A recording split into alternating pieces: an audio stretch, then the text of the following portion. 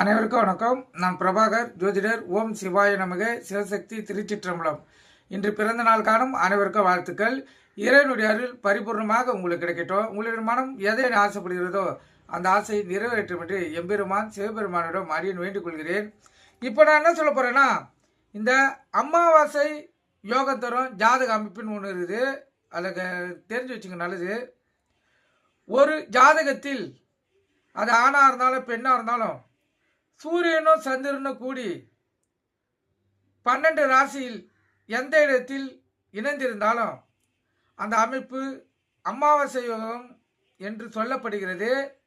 அத்தகைய ஜாதக அமைப்பை பெற்றவர்கள் கலைத்துறை, எழுத்துத்துறை, பத்திரிகைத்துறை ஆகிய பல்வேறு துறைகளில் ஈடுபாடு கொண்டு கதை, கவிதை, காவியம் போன்றவற்றை சிறந்த பேரும் புகழும் பெற்று உலகம் போற்று வாலிபனாக வாழக்கூடிய வாய்ப்பு அந்த ஜாதகத்துக்கு ஏற்படும். அது ஆணாக இருந்தாலும் பெண்ணாக இருந்தாலும் பொருந்தும். கருத்து கொண்டு பயன்பெறுக. நன்றி, வணக்கம், வாழ்க வளமுடன்.